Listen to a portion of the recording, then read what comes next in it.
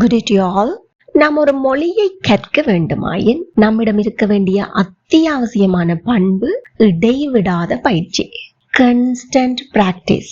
அந்த வகையில் நாம் தினமும் 10 வாக்கியங்கள் தமிழிலும் அவற்றை ஆங்கிலத்தில் எவ்வாறு சரளமாக பேசிடலாம் என்பது பற்றியும் பார்க்க போன்றோம். இவற்றை நீங்கள் தினமும் குறிப்பிட்ட நேரத்தை ஒதுக்கி பயிற்சி செய்வதன் மூலமும் இதே போல மேலும் வாக்கியங்களை உருவாக்கி பயிற்சி செய்வதன் மூலமும் சிறந்த பலனை பெற்றிட முடியும். One day you can be fluent in speaking English. If you have any doubt, you can comment it and definitely I will help you. Now let's move on to the practice. எனக்கு என்ன செய்வதென்று தெரியல. I don't know என்ன செய்வதென்று. What to do. I don't know what to do. Again, I don't know what to do. அவளுக்கு என்ன சொல்வதென்று தெரியல. அவளுக்கு தெரியல. அவள் என்பது third person singular subject, அதாவது பேசப்படுகின்ற ஒருமை எழுவாய் singular. அப்ப S ஃபார்ம்ல சொல்லணும். Don't இதனுடைய S வடிவம் என்ன? Doesn't. She doesn't know what to say. She doesn't know what to say. எல்லாரும் வாய் விட்டு சொல்லி பாருங்க. She doesn't know what to say. இனி அல்லது இதற்கு மேல் நான் எதுவும் சொல்ல விரும்பல. I don't want to say anymore.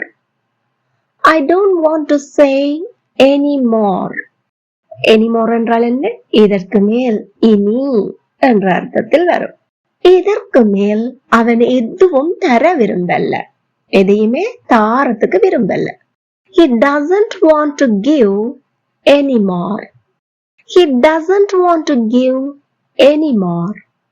அதனால்தான் அவள் அங்கே வரல. அதனால்தான். That is why. That is why she didn't come there. That's why she didn't come there. That's why she didn't come there. இதை நாங்க வினாவை கேட்டு பாப்போம். அதனால் தானா நீ என் கூட பேசல, அல்லது அதனால் தான் நீ என் கூட பேசலையா? Is that why? Is that why you didn't talk to me? Is that why you didn't talk to me? Again, is that why you didn't talk to me? அதனால் தானா அவங்க செய்து முடிக்கல, அல்லாட்டி அப்படி கேட்டிருக்கலாம். அதனால் தான் அவங்க அதை செய்து முடிக்கலையா? Is that why they didn't finish it? Is that why they didn't finish it? எல்லாரும் வாய் விட்டு சத்தமா கேட்டு பாருங்க. Is that why they didn't finish it? நான் எங்கேயும் போக மாட்டேன்.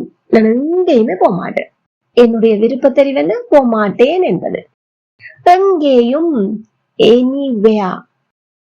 I won't go anywhere. I won't go anywhere. நான் எதையும் சாப்பிட மாட்டேன். I won't eat anything. I won't eat anything. நான் எவரையும் சந்திக்க மாட்டேன். I won't meet anyone. I won't meet anyone. எல்லாரும் வாய்விட்டு சத்தமா சொல்லி பாருங்க. I won't meet anyone. இப்போ உங்களுக்கான வேலை என்ன? இங்கு நாம் பயன்படுத்தியுள்ள வாக்கிய அமைப்புகள், அதாவது சென்டென்ஸ் ஸ்ட்ரக்சரை பயன்படுத்தி அன்றாடம் நீங்கள் என்னென்ன வாக்கியங்களை பேச முடியுமோ அவற்றையெல்லாம் சிந்தித்து பாருங்கள், எழுதி பாருங்கள், மறக்காம கமெண்ட் பண்ணுங்க. It will be helpful for other viewers, and if you have any mistake, I can correct it for you. இந்த வீடியோ உங்களுக்கு பயனுள்ள இருந்தா மறக்காம ஒரு லைக் பண்ணிட்டு, இதே போல மேலும் பல பயனுள்ள வீடியோக்களை பார்வையிட இந்த சேனலை இப்பவே சப்ஸ்கிரைப் பண்ணி அருகே உள்ள பெல் ஐக்கனை அழுத்தி கூடவே ஆல் என்கின்ற ஆப்ஷனையும் select பண்ணிக்கொள்ளுங்கள். Thank you for watching.